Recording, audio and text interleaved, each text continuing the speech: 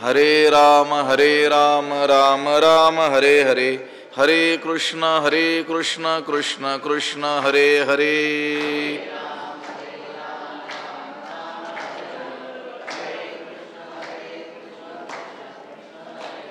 पुंडलीक वरदा हरि विठ्ठल, श्री ज्ञानदेव तुकाराम, पंढरीनाथ भगवान की जय, माऊली ज्ञानेश्वर महाराज की जय, जगद्गुरु तुकाराम महाराज की जय। कर्मण्य कर्म यः पश्येद कर्मणि च कर्म यः, स बुद्धिमान् मनुष्येषु स युक्तः कृत्स्न कर्म कृत्। नमामि सद्गुरुं शान्तं सच्चिदानंद विग्रहं, पूर्ण ब्रह्म परानंद मीशमालंदि वल्लभम्। नमो सद्गुरु तुकया ज्ञान दीपा, नमो सद्गुरु सच्चिदानंद रूपा, नमो सद्गुरु भक्त कल्याण मूर्ति, नमो सद्गुरु भास्करा पूर्ण कीर्ति। अखंड मंडलाकारं व्याप्तं येन चराचरं, तत्पदं दर्शितं येन तस्मै श्री गुरवे नमः। जयांची केलिया स्मरण, होय सकळ विद्यांचे अधिकरण, तेची बंधू श्री चरण श्री गुरूंचे, ते नमस्कारोनी आता। कर्मण्य कर्म यः पश्येद कर्मणि च कर्म यः, स बुद्धिमान् मनुष्येषु स युक्तः कृत्स्न कर्म कृत्। ग्रंथराज ज्ञानेश्वरीच्या चौथ्या अध्यायाचा विचार आपण करतो आहोत आणि या चौथ्या अध्यायातील 18व्या क्रमांकाचा हा श्लोक आहे। ह्या श्लोकाचा अन्वय आणि अर्थ एकदा आपण पाहूयात। यः कर्मणि अकर्म पश्येत च यः अकर्मणि कर्म, सः मनुष्येषु बुद्धिमान सः युक्तः कृत्स्न कर्म कृत। त्याचा अर्थ असा होतो, यः म्हणजे जो, कर्मणि अकर्म पश्येत, कर्माच्या ठिकाणी कर्मामध्ये, अकर्म पश्येत अकर्म पाहतो, च आणि यः अकर्मणि कर्म पश्येत, आणि जो अकर्माच्या ठाई अकर्माच्या ठिकाणी कर्माभावाच्या ठिकाणी कर्म पाहतो, सः मनुष्येषु बुद्धिमान, तो माणसामध्ये मनुष्यामध्ये बुद्धिमान आहे। सः युक्तः, तोच योगी आहे। कृत्स्न कर्म कृत, सर्वे कर्म करणारा तोच आहे। आता भगवद्गीतेमध्ये काही कूट श्लोक आहेत। एकंदरच सर्व महाभारतामध्ये काही कूट श्लोक आहेत। गीता ही महाभारताच्या अंतर्गतच येत असल्यामुळं यामध्ये देखील काही कूट असे श्लोक आहेत। त्या काही कूट श्लोकातील गीतेतील हा एक कूट श्लोक आहे। या श्लोकामध्ये 2 पद महत्त्वाची आहेत, एक कर्म आणि एक अकर्म। या 2 पदांचा अर्थ एकदा आपल्या लक्षात आला पाहिजे। आता कर्म म्हणजे काय? जे केलं जातं ते कर्म, देह इंद्रियांकडून घडणारा जो व्यापार आहे त्याला काय म्हणायचं? कर्म। क्रियते इति कर्म, व्यापार, देह इंद्रियादिकांचा, देहादी संघाताचा व्यापार। आता या व्यापारामध्ये इंद्रियांचे स्वाभाविक कर्म येतात, शास्त्रीय कर्म म्हणजे विहित निषिद्ध सर्व कर्म या कर्मामध्ये काय होतात? अंतर्भूत होतात। आणि आता अकर्म म्हणजे कर्मशून्यता, तुष्णी भाव, सर्व कर्म संन्यास म्हणा, काहीही न करणं, त्याला काय म्हणायचं? अकर्म। कर्म म्हणजे काही करणं आणि अकर्म म्हणजे काही न करणं. आता या श्लोकामध्ये बुद्धिमान म्हणजे ज्ञात्या पुरुषाची काय समजूत आहे ते सांगितलेलं आहे. भगवंत म्हणतात की नाही, परिते असो ऐके चिन्ह प्राप्ताचे गा. हा मागचा जो श्लोक आहे 17वा, कर्मणो ह्यपि बोद्धव्यम बोद्धव्यंच विकर्मणः अकर्मणश्च बोद्धव्यम गहना कर्मणो गतिही. म्हणजे कर्माचं तत्व जाणावं, विकर्म कशाला म्हणतात तेही जाणावं, अकर्म त्याचंही तत्व जाणावं. कारण कर्म विकर्म आणि अकर्म यांचं यथार्थ तत्व कळणं काय आहे, कठीण आहे. पण भगवंताने सांगता सांगता सांगितलं, एरवी जग हे कर्माधीन, हे संपूर्ण जगत हे कर्माच्या अधीन आहे. अशी या कर्माची व्यापकता कशी आहे, दुर्बोध आहे, गहन आहे. एरवी जग हे कर्माधीन, ऐसी याची व्याप्ती गहन. परिते असो, ते असू द्या म्हटले ते गहनच आहे. परिते असो ऐके चिन्ह प्राप्ताचे गा. अरे अर्जुना, या प्राप्त पुरुषाचं चिन्ह लक्षण, कृतार्थ पुरुषाचं लक्षण तू ऐक. आणि या श्लोकापासून ज्ञानी पुरुषाचं लक्षण सांगायला सुरुवात केलेली आहे. तर तो जो ज्ञानी पुरुष आहे, ज्ञाता पुरुष आहे, त्याची समजूत काय असते ते यामध्ये सांगितलेलं आपल्याला दिसतं. आता त्या ज्ञात्या पुरुषाची श्रेष्ठता कळण्यासाठी अगोदर जे अबुद्धिमान आहे, जे ज्ञाते नाहीत, अज्ञानी जे आहेत, त्यांची काय समजूत असते ते अगोदर आपण थोडक्यात बघूया. हे पहा, कर्म हे देहादी संघाताकडून घडत असतं. देह इंद्रियादिकांकडून काय होत असतं, कर्म होत असतं. आत्म्याचा आणि कर्माचा काहीही संबंध नाही आहे. प्रकृती करी कर्मे, या प्रकृतीकडून काय होत असतं, कर्म होत असतं. येर आत्मतत्व उदासीन, ते ना हेतू ना उपादान ना अंगे करी संवाहन कार्यसिद्धीचे.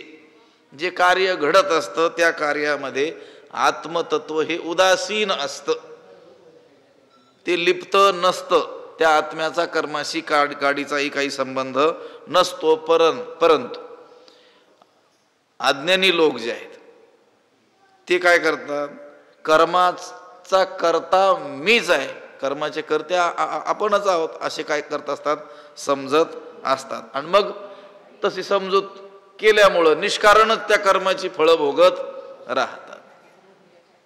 खरं तर त्या आपल्या स्वरूपाचा म्हणजे आत्म्याचा आणि त्या कर्माचा काहीच संबंध नाही. पण अज्ञानी माणसं हे तत्व न जाणल्यामुळं कर्म मीच करतो आहे असं समजतात आणि त्या कर्माचं काय करतात, फळ भोगत असतात.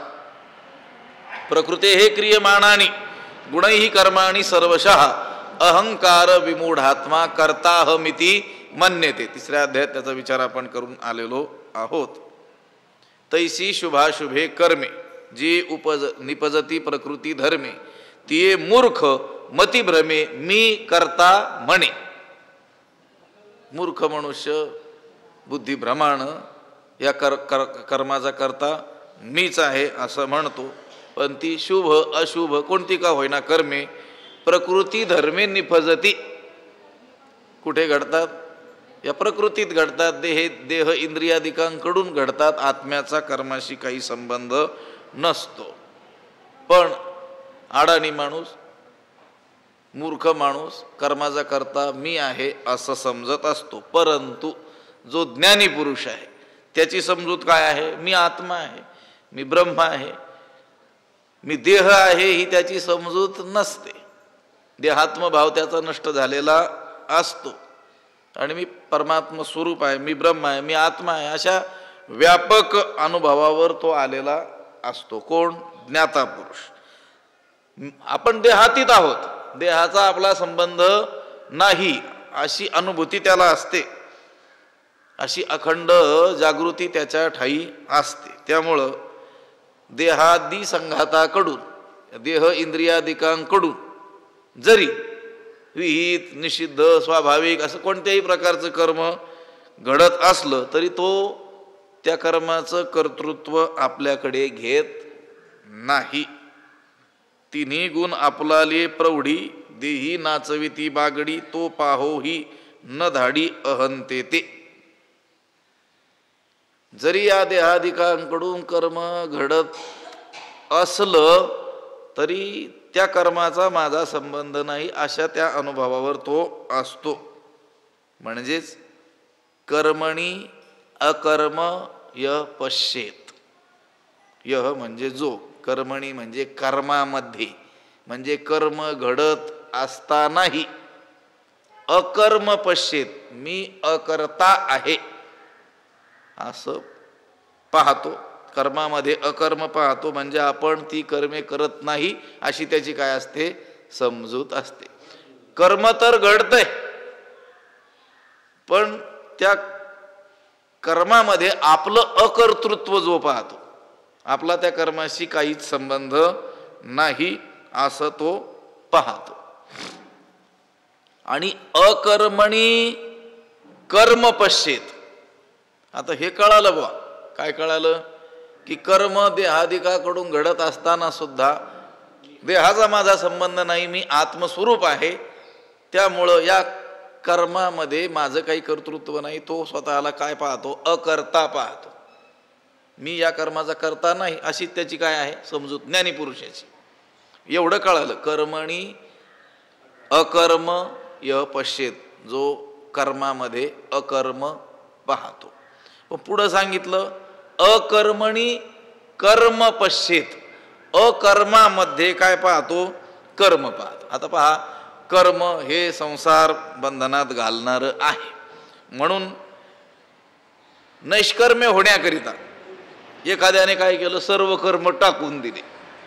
नुसतं टाकल्यानं तो नैष्कर्म्य होणार नाही आहे.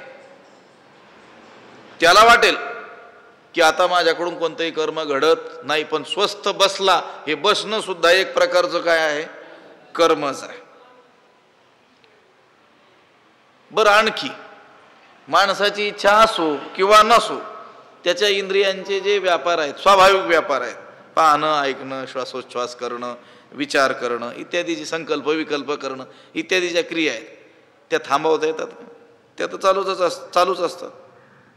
आता देहादी जे आहेत म्हणजे देह इंद्रिय इत्यादी हे पूर्णपणे अकर्म कधीच होऊ शकत नाही. अकर्म फक्त कोण आहे, आत्मा आहे. म्हणजे ज्याच्या ठिकाणी क्रियेचा अभाव आहे असा कोण आहे, फक्त आत्मा आहे. देहाच्या ठिकाणी क्रिया नाही असं नाही. ठीक आहे, तो चालणं ही क्रिया करणार नाही, बसेल, पण बसणं ही काय आहे, क्रियाच आहे ना.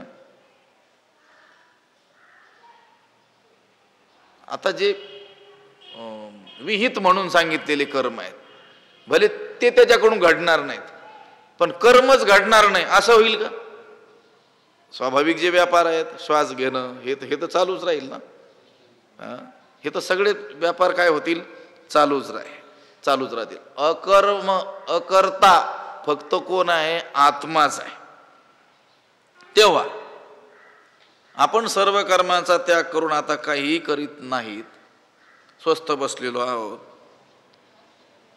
आनंदात आहोत असं कोण समजतात, अडाणी माणसं काय करतात, समजत आता काम नाही, काम आता काही काम राहिलेलं आपल्याला नाही, स्वस्थ बसलो असं त्यांना वाटतं. पण त्या अकर्म अवस्थेमध्ये सुद्धा मी काही करत नाही असा जो अभिमान, त्या अभिमान रूप कर्म घडतच. लक्षात आलं का? मी काही करीत नाही, मी स्वस्थ बसलेलो आहे, बसलं तर आहे ना, हे कर्म काय होत आहे, घडतच आहे. तेव्हा सामान्यांच्या दृष्टीनं जे अकर्म आहे म्हणजे काही न करणं, हे सुद्धा काय आहे, कर्मच आहे. त्या अकर्मात सुद्धा काय होत असतं, कर्मच होतं.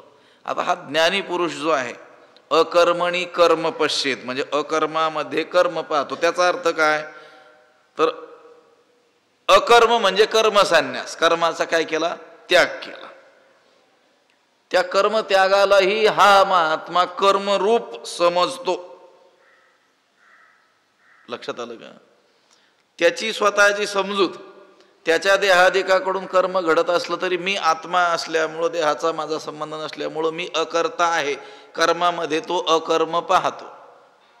पण स्वस्थ बसलेला असतानाही देह इंद्रियादिकांकडून कर्म घडतं आहे हेही तो पाहतो.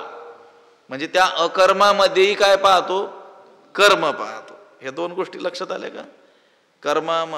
कर्मामध्ये अकर्म पाहणं आणि अकर्मामध्ये कर्म पाहणं. आता हे दोन्हीकडे दोन लावायचे. कर्म घडत असताना कोणाकडून? देहादिकांकडून. त्याची समजूत काय आहे? मी आत्मस्वरूप आहे. ही कर्म देहादिकांकडून घडतात, म्हणून त्या कर्म घडत असतानाही मी अकर्ता आहे. म्हणजे त्या कर्मामध्ये काय पाहतो? अकर्म. बरं, या कर्मादिकांचा त्याग करून स्वस्थ बसलेला आहे, तरी देखील त्याची समजूत अशी आहे की आता हे जे अकर्म आहे म्हणजे कर्मत्याग आहे, तरी देखील याच्यामध्ये काय आहे? कर्म आहे. हे जो पाहतो स मनुष्येषु बुद्धिमान, तो माणसामध्ये कोण आहे? बुद्धिमान आहे. भगवंताची बुद्धिमानाची व्याख्या आहे. लक्षात आलं? कूटश्लोक म्हटलेला आहे. ते कूटश्लोक जे अनेक ठिकाणी आलेले आहेत महाभारतामध्ये, आणि महाभारताच्या अंतर्गतच भगवद्गीता आलेल्या असल्यामुळं याच्यामध्येही अनेक काय आहेत? कूटश्लोक आलेले आहेत. असं काही नाही की विशिष्ट संख्या श्लोकांची झाल्यानंतर मग एक कूटश्लोक घातलेला आहे. तर जिथं विषय तो आलेला आहे तिथं ते आलेले आहेत. त्याचं कारण सांगताना आपण पहिल्या अध्यायाचा आरंभ केला होता, त्यावेळेस ते सांगितलेलं होतं. व्यास महर्षींना लेखक हवा होता, महाभारत रचना करायची होती, आणि मग आता असा लेखक कोण असेल की आपण सांगितलं की त्याने लगेच ते श्लोक काय करायचे? झाले 1.25 लाख भारत एवढे श्लोक लिहायचे. मग गणपती बाप्पांची योजना केली होती, पण गणपती बाप्पांनी काय अट घातली होती?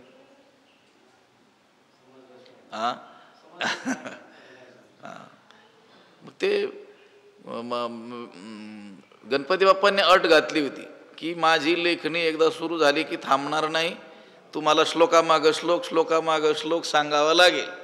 तुम्ही म्हणणार नाही आता मी विचार करतो, श्लोक रचतो, मग मी काही इथं थांबणार नाही. ही त्यांनी घातलेली अट. व्यासांनी एक अट घातली होती. ते म्हटले मी श्लोकामागे श्लोक असं अस्खलितपणे सांगेल मध्ये न थांबता, पण तुम्ही देखील लिहित असताना एक अट आहे, त्याचा अर्थ कळेल तरच लिहायचं. असं आहे.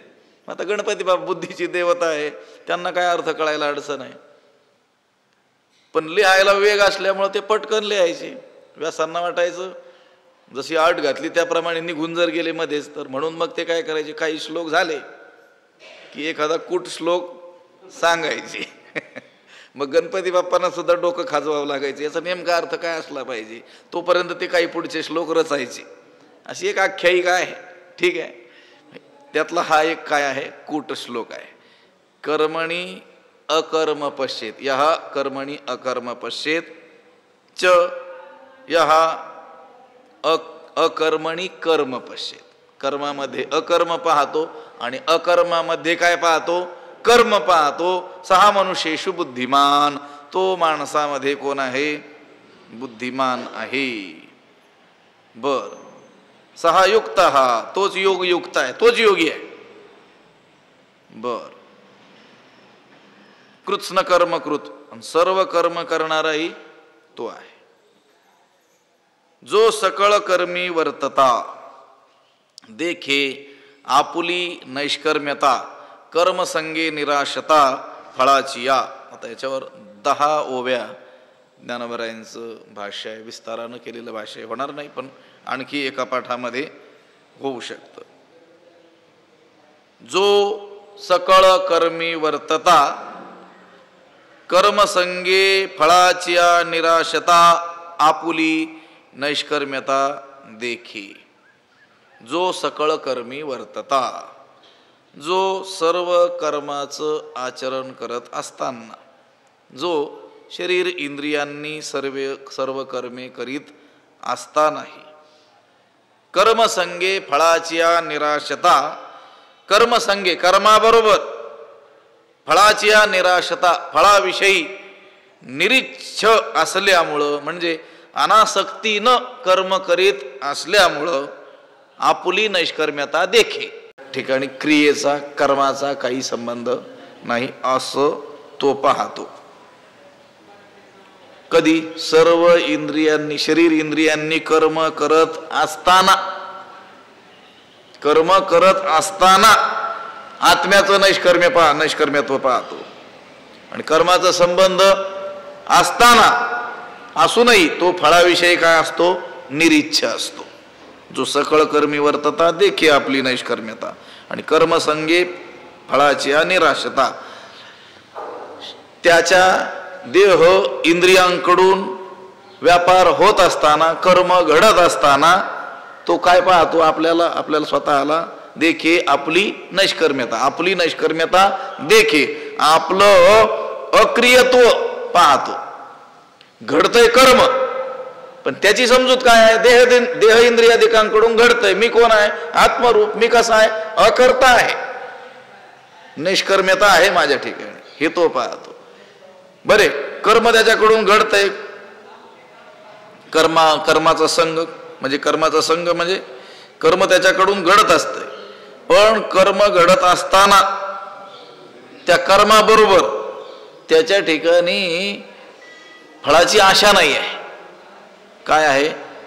फळाची निराशता. फळाविषयी काय आहे? तो निराश आहे, निरीच्छ आहे. जो सकळ कर्मी वर्तता. सकळ कर्मी म्हणजे सर्व कर्मामध्ये, म्हणजे देह इंद्रियादिकांकडून होणाऱ्या सर्व कर्मामध्ये. सर्व कर्म मग त्याच्यात विहित, निषिद्ध, स्वाभाविक, व्यावहारिक, वैदिक, लौकिक सर्व कर्म आले. दोन्ही सगळ्या कर्मांचा काय झाला? त्याच्यामध्ये अंतर्भाव झाला. सकळ कर्मी वर्तता. आता त्याच्या देह इंद्रियांकडून कर्मे घडत असताना, वर्तता म्हणजे आचरण करत असता, कर्माचं आचरण करत असताना तो आपुली नैष्कर्म्यता देखे. आपलं अकर्तृत्व, अक्रियत्व, कर्मराहित्य काय करतो? पाहतो. कर्मापासून आपण जे अलिप्त आहोत ती अलिप्तता तो पाहतो. हे पहा, आता कर्माचा कर्ता कोण आहे? देहादी संघात आहे. देह इंद्रिय हे देहादी संघात हा काय आहे? कर्माचा कर्ता आहे. आपण कोण आहोत? आपण द्रष्टा आहोत, आपण साक्षी आहोत, आपण सत्तारूप केवळ आहोत. सर्व कर्माचे प्रकाशक आपण आहोत. आपला आणि कर्माचा काही संबंध नाही, अशी त्याची काय आहे? दृढ अनुभूती आहे. लक्षात आलं? त्यामुळं तसा त्याचा दृढ काय आहे? अनुभव आहे. म्हणून तो सर्व कर्म करत असतानाही आपल्याला काय समजतो? नैष्कर्म्य स्थितीतला समजतो, अकर्ता समजतो. तैसा अकर्ता मी देही सत्तारूप. मी कोण आहे? सत्तारूप आहे, देही आहे, साक्षी आहे. आणि कसा आहे? अकर्ता आहे. म्हणजे सगळी कर्मे करत असतानाही आपल्याला अकर्ता म्हणून तो पाहतो, जाणतो. आणि कर्मसंगे कर्माचा संबंध येत असू नये. आता देहादिकांशी कर्माचा संबंध येतो. कर्माचा संबंध येत असूनही तो फळाविषयी कसा आहे? निरीच्छ आहे. निराशता, निरीच्छता. ती निष्कर्मता तो जो अनुभवतो, त्या अनुभवण्याचं आणखी एक कारण असं आहे की तो कर्माबरोबर प्राप्त होणारे त्याची जी फळं आहेत त्या फळाविषयी तो काय आहे? निरीच्छ आहे. त्या फळाविषयी त्याच्या अंतःकरणात कोणत्याही प्रकारची इच्छा नाही आहे. अहो, जो फळाची इच्छा करतो त्यालाच कर्म काय होतं? बाधक ठरतं. कर्म करून त्या कर्म फळाची जर काय केली, इच्छा केली, तरच ते कर्म काय होतं? त्याला बाधक ठरत असतं. आता हा जो महात्मा आहे, हा तत्वज्ञानी पुरुष जो आहे, तो कर्मे तर करतोय, पण त्याने काय केलेले आहे? फलेच्छा जी आहे ती टाकलेली आहे. म्हणजे निष्काम बुद्धीनं, ईश्वरार्पण बुद्धीनं तो ती काय करतो आहे? कर्मे करतो आहे. फलेच्छा टाकून कर्मे करतो आहे. म्हणून ती कर्म त्याच्या बाबतीत त्याने कर्म केलेली असली तरी देखील त्याला फळाची इच्छाच नसल्यामुळं त्याच्या बाबतीत ती कर्म काय ठरतात? निष्फळ ठरतात. निष्फळ ठरतात म्हणजे पुन्हा जन्म द्यायला कारणीभूत ती कर्म ठरत नाही. वर्जित बीज न्याय. भाजलेलं बीज उगवेल का? उगवणारच नाही. नुगवतीची पेरिली तरी न उगवतीची, उगवतच नाही.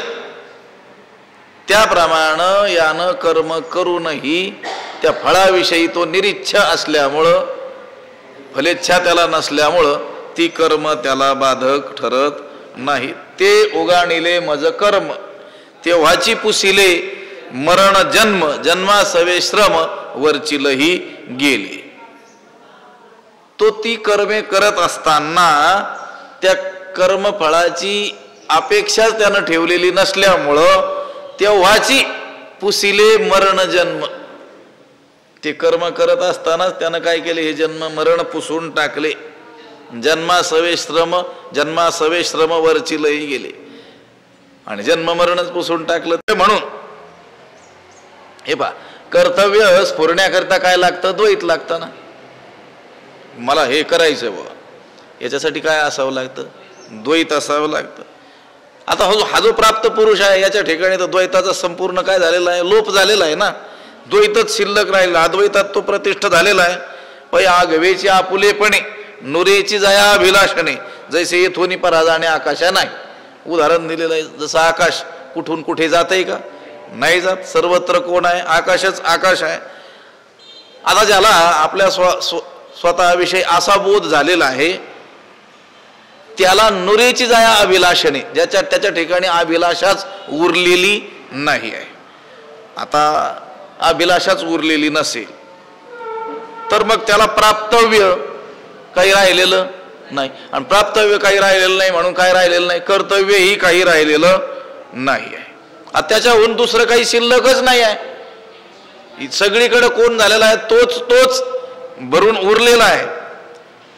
म्हणून त्याच्यासाठी कर्तव्य उरलेलं नाही, कारण तो प्राप्त त्याला सगळं झालेलं आहे. म्हणून ज्ञानी या पुरुका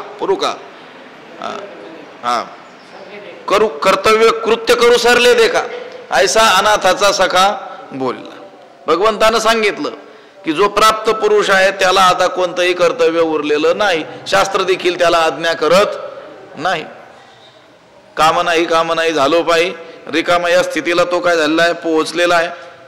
यस्त्वात्मरतिरेव स्यादात्मतृप्तश्च मानवः आत्मन्येवच संतुष्टस तस्य कार्यम न विद्यते. त्याला कार्य राहिलेलं नाही आहे.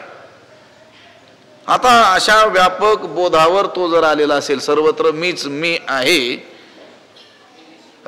मग म्हणे सर्वत्र सच्चिदानंदू मीची एकू स्वतः सिद्धू जो आपणे निसी भेदू नेनोनी जाणे. सर्वत्र सच्चिदानंद रूपानं कोण आहे? मीची एकू, मीच मी आहे, असा त्याचा अनुभव आहे.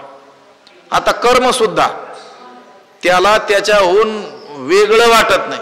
विषय सुद्धा त्याला त्याच्याहून काय वाटत नाहीत. बघून आलो ना की नाही विषय आपण बघून आलेलो, त्याच्याहून भिन्न प्रतीत होतच नाही. मग त्या कर्माच्या कर्तृत्वाचा अहंकार तो कसा काय घेणार?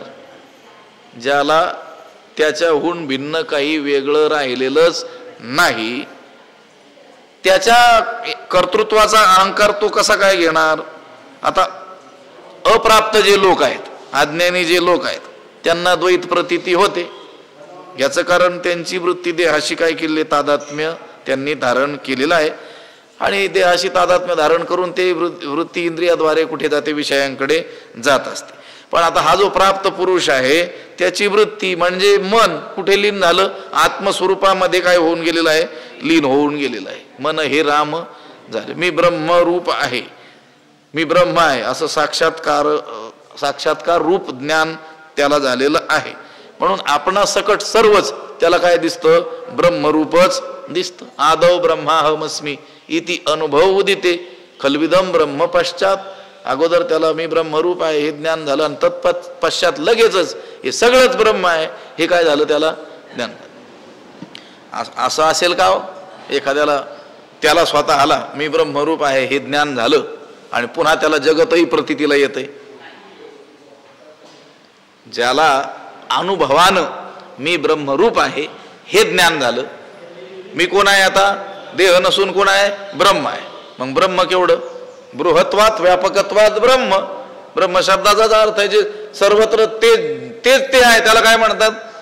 त्याच्या वाचून दुसरं काहीच नाही आहे, त्यालाच काय म्हणतात? ब्रह्म. आणि ते ब्रह्म मी आहे अशी ज्याला अनुभवानं प्रतीती आलेली आहे, त्याला त्याच्याहून वेगळं दुसरं कोणी उरेल का? जर असं कोणी म्हणणारा आढळेल की स्वतःला काय म्हणतो, अहम ब्रह्मास्मी, आणि दुसऱ्याला अज्ञानी स्वारे तू जर ब्रह्म आहे तर तुला दुसरं कोणी उरूच नये. लक्षात आलं का? त्याच्या दृष्टीनं जगात काहीच शेष राहू नये. अवघेची त्रैलोक्य आनंदाचे आता त्याला ते सगळं जगच काय दिसावं? ब्रह्मरूप. सगळीकडं मी भरलेलो आहे असं त्याला ज्ञान झालं पाहिजे. पण हे अनुभवाच्या ज्ञानाविषयी चाललेलं आहे. केवळ बोलणाराला काय मी ब्रह्म आहे, मग तू ब्रह्म आहे, मग बाकीची काय भूत आहेत का? सगळं काय आहे? ब्रह्मच आहे. असं व्यापक बोधावर जो गेलेला आहे, आता त्याच्याकडून कर्म कसं काय घडू शकणार? लक्षात आलं? कर्तृत्वाचा अहंकार तो आपल्या ठिकाणी कसा काय घेईल? आणि कर्तव्य ते लागी जया दुसरी नाही जेगी. तो स्वतः कृतार्थ आहे, पण असं असूनही कर्तव्य करण्याविषयी ज्याला जगात दुसरा दृष्टांत नाही.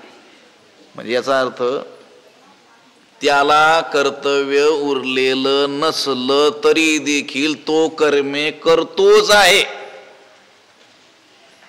पण असं कर्म करत असूनही नैष्कर्म्यतेविषयी त्याची समजूत काय झाली आहे? चांगलीच पटलेली आहे. ऐशिया नैष्कर्म्यता तरी चांगी बोधला असे. चांगी म्हणजे उत्तम.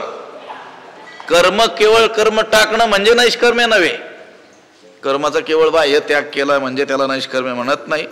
कारण कर्म जरी टाकलं तरी मी कर्म टाकलं असा अभिमान काय आहे? शिल्लक राहतोच. आता ह्या आत्मज्ञानी पुरुषाला कर्मरूपानं प्रतीतीला येतच नाही. ते कर्म त्याला ब्रह्मरूपानंच काय होतं? प्रतीतीला येत असतं. आता अशी ज्याची साम्यता झालेली आहे त्यानं कर्तव्य कर्म जरी केलं तरी ते काय आहे? नैष्कर्म्यच आहे. त्याचं कर्म करून तो कसा आहे? नैष्कर्म्य. म्हणून ब्रह्मतेची कर्म ऐसे बोधा आले जया सम तया कर्तव्य ते नैष्कर्म्य धनुर्धरा. पुढे येईल विषय, इथेच येईल की धनुर्धरा हे अर्जुना त्याच्यासाठी ते कर्तव्यच काय आहे? नैष्कर्म्य आहे. बघा, नैष्कर्म्य शब्दाचा अर्थ काय? अकर्ता भाव. त्याच्यासाठी बरं का, त्या महात्म्यासाठी कर्तव्य हेच नैष्कर्म्य आहे. म्हणजे तो कर्म करतोय तरी देखील त्याची ठाम समजूत काय आहे? मी अकर्ता आहे, म्हणजे मीच सर्वत्र आहे. कर्म म्हणून त्याच्यासाठी वेगळं काही शिल्लकच नाही. त्या कर्मामध्ये तो काय पाहतो? ब्रह्मच पाहतो. कर्म देखील त्याला ब्रह्मरूपानंच काय येतं? प्रतीतील. म्हणून ब्रह्मतेची कर्म ऐसे बोधा आले जाया सम.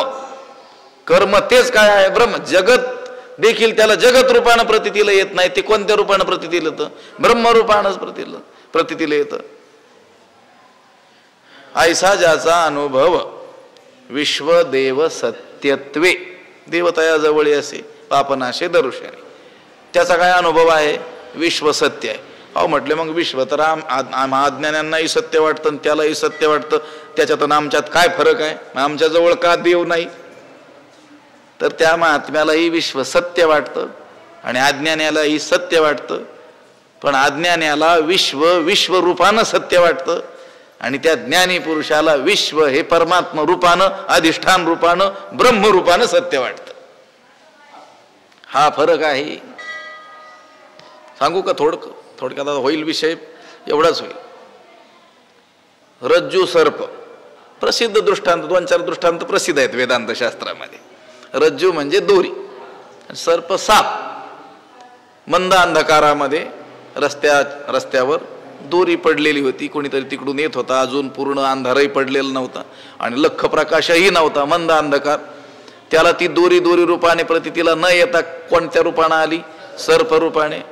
अरे सर्प सर्प सर्प म्हणून घाबरला.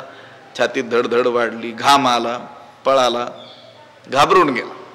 कोणीतरी तिकडून मनुष्य आला, त्याच्याकडे काय होती? बॅटरी होती. त्यानं त्या प्रकाशात त्याला दाखवलं. अरे सर्प नाही म्हटले, काय आहे? दोरी आहे. मग यानं पाहिलं, याचाही काय झाला, भ्रम दूर झाला. आता सर्प होता का तिथे? नाही. याने पाहण्याच्या पूर्वी होता का? काय होती? दोरीच होती. बरं, त्याने उजेड करून दाखवला, तेव्हाही सर्प आहे का? नाही. बरं, याला दिसत होता सर्प, प्रतीतीला येत होता, त्यावेळेस देखील होता का? नाही आहे. तिथं काय आहे? तिन्ही काळात, यानं पाहण्याच्या अगोदर, पाहत असताना आणि नंतरही काय आहे? फक्त दोरीच आहे. आता मला सांगा, त्याला प्रतीतीला आलेला तो सर्प खरा की खोटा? आताच्या भाषेत आत्ता जो विषय चालला त्याच्यासाठी बोलायचं आहे आपल्याला. तो सर्प सत्य आहे की मिथ्या आहे? सर्प सत्य आहे दोरी रूपानं. लक्षात आलं का? सर्प काय आहे? सत्य आहे, पण कोणत्या रूपानं? सर्प रूपाने नाही. कोणत्या रूपानं? दोरी रूपानं. तसं हे जगत, जसं रज्जू सर्पाकार भासयले जगडंबर, जसं रज्जूवर सर्प भासावा रज्जूच्या अज्ञानामुळं, दोरीच्या अज्ञानामुळं, त्याचप्रमाणे ब्रह्मस्वरूपावर ही जगत प्रतीती आपल्याला आलेली आहे त्या ब्रह्मस्वरूपाच्या अज्ञानामुळं. आता मला सांगा, हे जगत सत्य की मिथ्या? सत्यच, पण कसं? ब्रह्मरूपानं. जगत रूपाने मिथ्या आणि जगत ब्रह्मरूपानं सत्य. लक्षात आलं का? ज्यावेळेस शास्त्रामध्ये जगत मिथ्या म्हणून सांगितलं जातं, ते जगत रूपानं मिथ्या आहे. आपल्याला जसं प्रतीतीला येत आहे ना, तसं ते सत्य नाही, ते मिथ्या आहे. आणि संतांना जगत सत्य रूपानं प्रतीतीला येतं, पण ते जगत रूपाने नाही, ते ब्रह्मरूपानं काय होत असतं. म्हणून ऐसा ज्याचा अनुभव विश्व देव सत्यत्वे, विश्व हे देवरूपानं सत्य आहे असा ज्याचा अनुभव आहे. आपला सुद्धा काय अनुभव आहे? विश्व सत्य आहे, पण विश्वरूपानं सत्य आहे. असं आहे. फरक लक्षात आला का? आता हा जो महात्मा आहे, याला आपल्याहून विश्व हे भिन्न वाटतच नाही. कर्म सुद्धा आपल्याहून भिन्न वेगळं वाटतच नाही. त्याला मनोनी ब्रह्मतेची कर्म ऐसे बोधा आले जया सम, तया कर्तव्य ते नैष्कर्म्य धनुर्धरा. म्हणून त्याच्या नैष्कर्म्यपणाचा चांगला बोध त्याचा हा आहे. अशी साम्य प्रतीती येणं हाच नैष्कर्म्यतेचा म्हणजे निष्कर्मपणाचा चांगला बोध आहे. आता ही जी उभी आहे, या उभीमध्ये जो प्राप्त पुरुष आहे त्याच्या अनुभूतीचं जे वर्णन केलेलं आहे ते अन्वय पद्धतीनं केलेलं आहे.